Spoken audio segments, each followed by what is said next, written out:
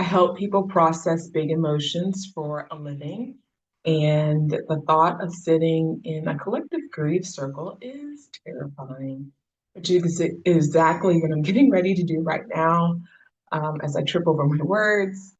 Um, I am very used to and very familiar with big emotion, and I don't have a problem with that. As we're sitting in this place that we're in our society, regardless of where you're at politically, there's this heightened place of angst, tension, polarization, very kind of like all or nothing thinking about people and groups of people. And I'm seeing it in my clients, in their life. I'm seeing it in my personal life. I'm also just kind of even experiencing that even in my body. And so what I want to do, let me double check actually to make sure that I have the board. I'm sorry, baby. My daughter really wanted to encourage me to do this. Okay, it's recording. Sorry. Okay. Um, so I wanted to make sure that I'm not just facilitating that process for others, but I need to also be practicing that process myself. So I signed up for a grief circle, and just with everything that our society's been holding on to, I feel like it's important for me as a therapist, as somebody with an autoimmune disorder, to find places where I can be held. That is terrifying because my experience in life and my story has been that people are not going to be able to hold me. People are not going to be able to be there. And so,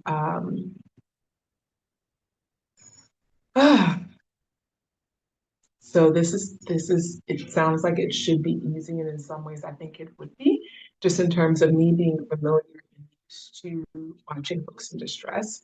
But I will be in a position where my job is not necessarily to guide, my job is not necessarily to lead. My job is to be part of a collective. And so that's something that I'm just kind of telling myself as I'm getting prepared. I've made a little bag for myself in terms of like, okay, what are some things that I'm going to need? Because it's from 12 o'clock to 5 o'clock today. And so that's a long time to be sitting somewhere, to be not sure what's going on in terms of routine or ritual. Um, and one of the things that I trust is I trust that um, this is the right time. I trust just this inner sense of knowing that this is right for me, this is good for me. I trust, I trust the grief process, and I trust and what do I mean by that? The grief process. I trust that when you lean into grief, even if there's distress in the world, even if there's distress in the body, when you lean into it and you don't lean into it by yourself, but you lean into it with someone else, something else, um, that you're going to be able to move through it and move through it to a place where on the other side of grief usually is joy and resiliency and strength. Right now in the world, and I don't know when you're watching this video, but there's a lot of polarization. There's a lot of angst and tension and distress. And I feel all of that in my body. I don't have to turn on the news to feel that. And so the thought of sitting with other folks that I don't know, that don't know me, it is frightening. It is absolutely frightening because there's a lot of unknown. And so I am trying to talk myself off the ledge, to be completely honest with you, and just trying to say, like, okay, what was my intention for doing this to begin with? My intention for doing this is I am holding a lot in my body and I need other folks. I'm a mammal just like you're a mammal.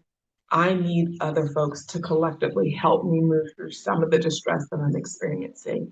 And when in the therapy office and I'm sitting with my clients, I'm sitting to help them with their distress, help them walk through the grief that they're going through. I'm not necessarily doing that for myself. And so this is intentionally me doing something for myself. And I know for a lot of folks, even when they start therapy, they're unsure of how that process works. They're like, okay, so now I need to hold you, or now I need to take care of you. And I'm like, that's actually not how this process works. That's not how this process works in a way that I was trained in a way that I believe is best to guide others. I believe that the guide is there to help usher others through the process, and that the guide should take some time to make sure that they're getting resources so that they can also move through that process as well. And so I am in an attempt to practice what I preach. I'm throwing myself out there in a very vulnerable space. I have no idea what's going to happen. I do plan to record a video after this. Like I said before, it's going to be from 12 to 5, which is a long time, particularly with somebody with an autoimmune disorder. You don't know how your body's going to act, you don't know how your body's going to respond. And so, some of the things that I've done today, just to kind of like get myself prepared this morning, is I made sure that I took all my supplements this morning. I also made sure that I've just kind of given myself enough time to hydrate, because I don't know, I don't want to be like, oh, I don't want to drink anything, during the actual grief circle and then miss on some sort of big thing that my body really needed to experience. So I've also I ate a light breakfast this morning. I plan to eat something else that's going to be light later on. I also plan to go to this experience wearing a mask. So I will be that weird person that's there wearing a mask because I'm nervous about getting sick. So if I get physically sick, it does cause a flare in my body. And so I want to avoid that because I would assume that in a space like this, maybe most people would be physically well. Some people may still be carrying some things. And so I realize that even when I wear a mask and I'm going places, that sometimes folks feel that I'm being political or that I'm trying to pressure that. I'm like, no, no, no, no, no. No, no, no. Actually, I just need it for me. So no pressure, no nothing on anybody else. And so I plan to do that and I plan to pack an extra mask. I actually have not done that yet. Some other things that I've packed for myself is I packed a journal and a pen and an extra pen just in case I have some time where I need to sit and to reflect. Another thing that they've asked us to bring for this grief process is the grief circle is to bring a stone. They've asked us to bring that as something that we can be able to get back to the earth. So like a transitional object.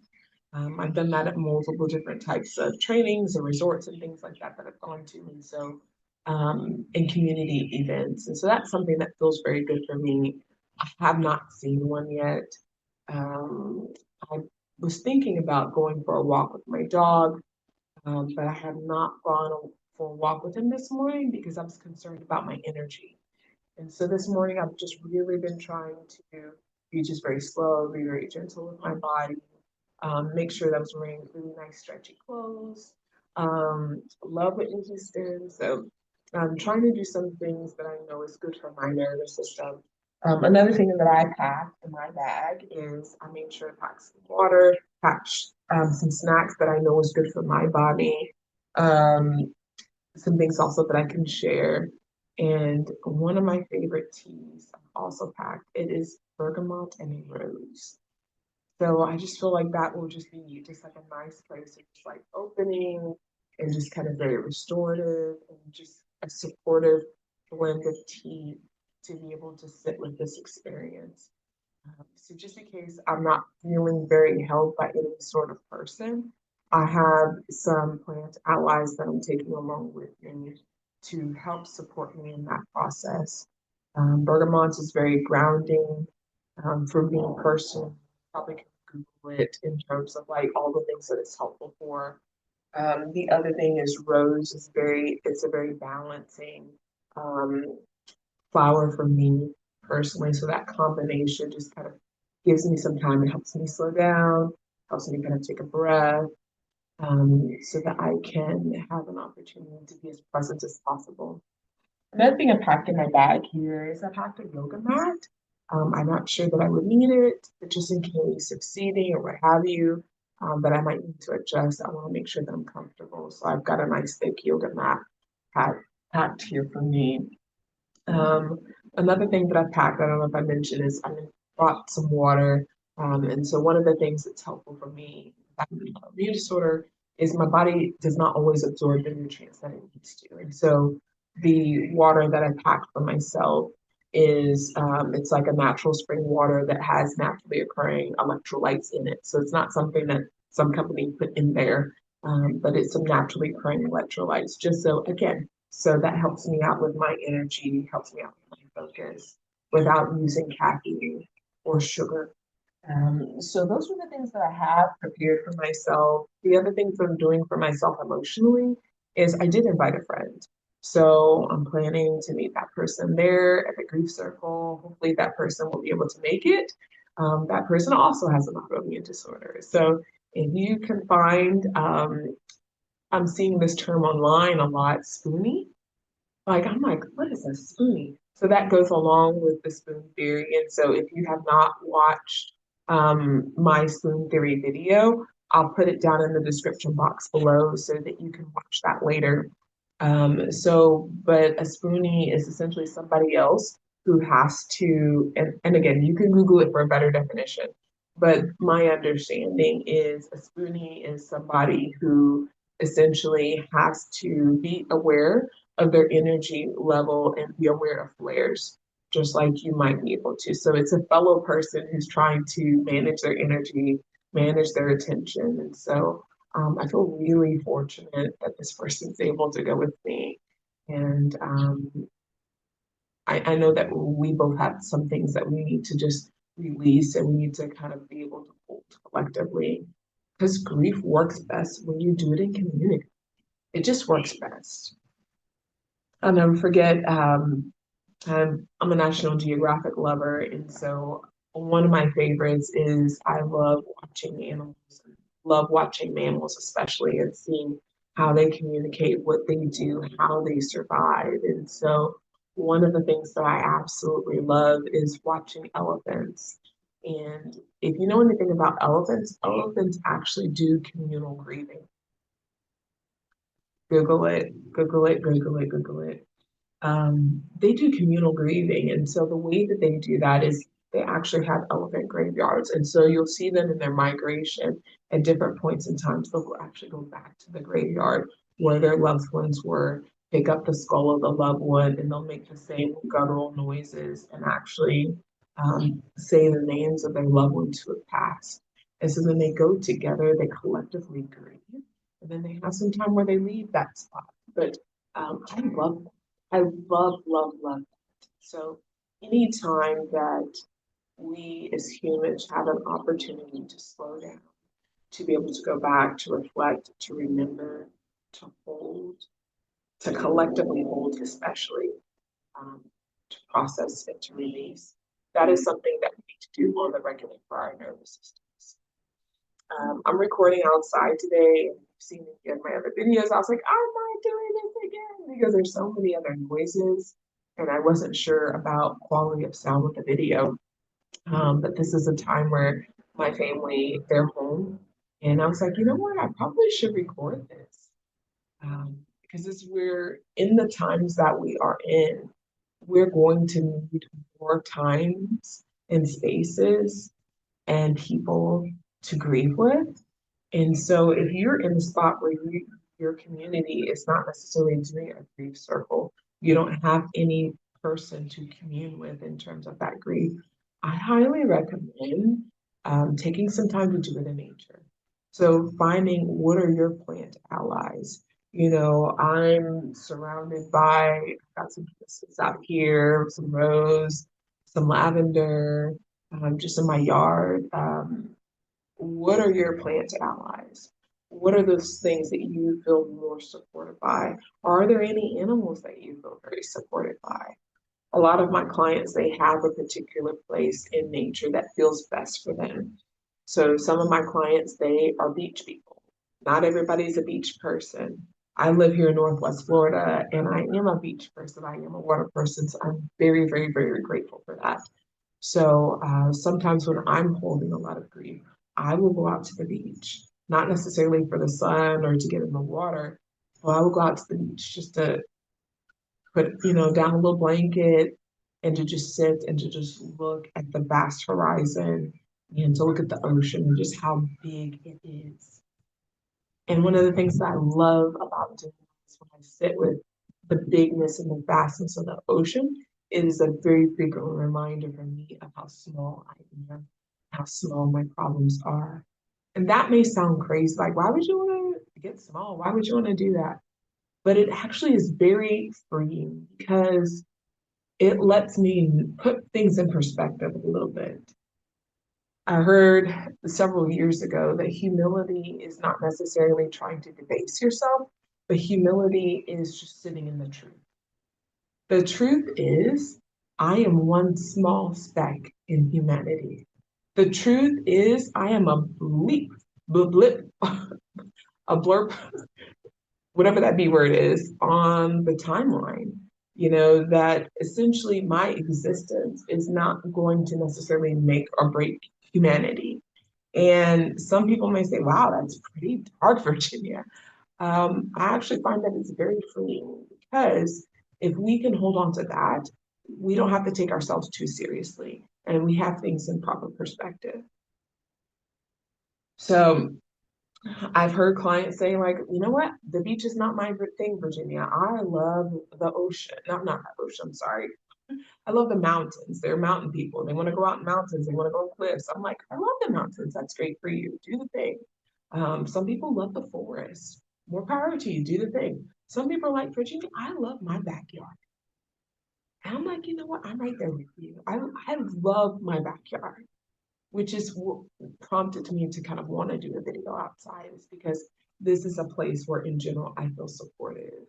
I feel supported by just all of my plants and my garden and all my beautiful things, where I can sit and I can just take some time to observe nature and the beauty of it and the simplicity of it. And again, start to realize you're taking yourself a little too seriously, Virginia. We all need that check-in. We all need that check-in. I know I do. So if you're trying to prepare for some grief, you know that there's something that's happening in your body. Maybe you've had a major loss. I know I've had a lot of losses recently. And so some of these losses we choose, we know that they're coming. Some of these losses we don't know. And so one of the things that I can appreciate about the moon is that process of rebirth, of moving through phases of life and then coming back around. And so which is part of the reason why I made my business Rising to begin with, is just, again, not to take myself too seriously as I move through different phases of life. And I start to find out, like, okay, slowing down. What do I need here? What do I need here? What do I need here? And as you move through different phases of life, we need different things. Now, when we're finding ourselves in the same phase of life, those things tend to be very similar. Like when I'm in the season of grief, I'm a mammal, trying to combine those two words together. Sorry. I'm a human. I am a mammal. I would assume you're also human. I would assume you're also a mammal. And so one of the things that we do best is communal grieving. And so you look at all kinds of animals all across the animal kingdom in terms of mammals, we do it.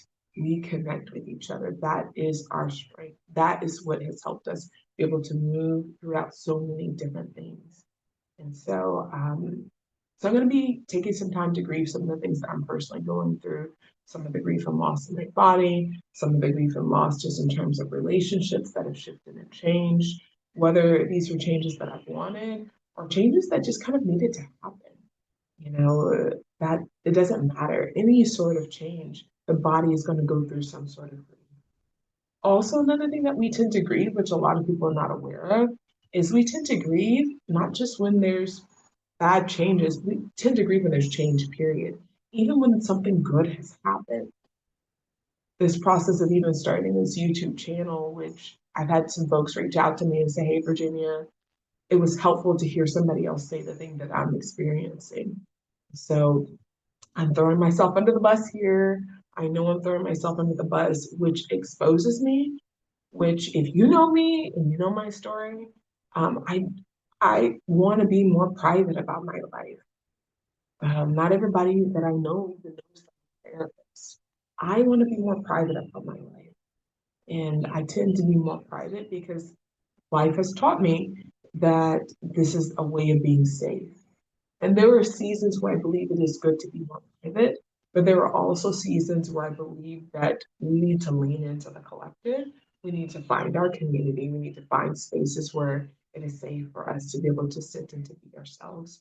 And so if you're very early in the healing process, you may not be able to go to a grief circle like I'm going to right now. I probably would not have been going to a grief circle right after first being starting to go through some of these health pieces that I was going through. I could not have done that in that place because that's just where I was at in terms of my healing and my growth process. I'm in a place where I'm stronger, I'm a little bit better. I'm still figuring out the whole autoimmune disorder piece and like whatever this other autoimmune disorder is that I have no idea. Um, I'm still learning all of that stuff. So I'm still early in the grief process, but I'm not as early as when some of these few handful of things started happening to me. So I'm at a place where I have the bandwidth. I have enough spoons. Spoon theory. I have enough spoons to do a grief circle. You don't have enough spoons to do a grief circle. Maybe it's something like having a really supportive back. One of the things that I love to do with my baths is I love to put essential oils in my bath.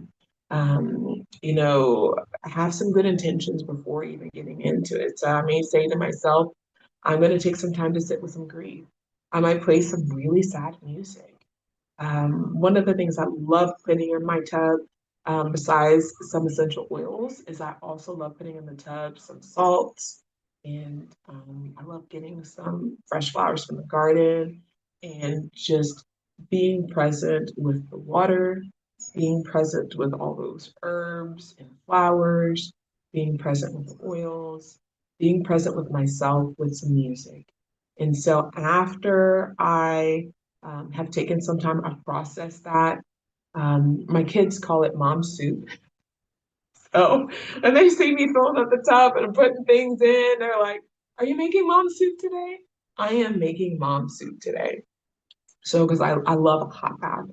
Um, when I feel like I'm done, it's usually when either my blood pressure is dropping or the water starts getting cooler. I'm like, okay, I'm done. Or I feel like I just feel done. I feel like I'm able to have that moment where I can have that big exhale. Okay, I feel like this is a good spot. I will unplug the tub and allow the water to drain. And as the water is draining, I just imagine that everything that I was holding, that the water is able to take that with it and to just allow it to go down the drain. So I do use a strainer. I don't let rose petals go down my drain. So make sure you have something if you're going to do something like that, that you're not ruining your drain system. So, but these are just some ways in terms of being able to with grief. So whether it's out and about in nature, if it's in a grief circle, like I'm preparing myself to do, or if you're just making yourself a supportive bath, it doesn't really matter. Or I've had times where I've taken a long ride, where I've turned on some music and I've just turned it up loud. I'm just driving in my car and I'm sitting with my grief and I'm singing and I'm screaming and I'm crying. Maybe that's what you need to do. And just allowing, the landscape and the nature that you're in to hold you in that grief process. It doesn't matter how you do it. The thing is that we need to do it. We need to do it frequently. And we need to make sure that we're doing it in community, whether that's with other humans, which I would say is preferable, or if it's in some sort of way in immersing yourself in nature. So, my name is Virginia. I'm a licensed mental health therapist, and my hope is that you're able to not only take care of yourself, but to find ways of taking care of each other, find ways of taking care of the earth, and being held. So I hope to see you next time. Bye.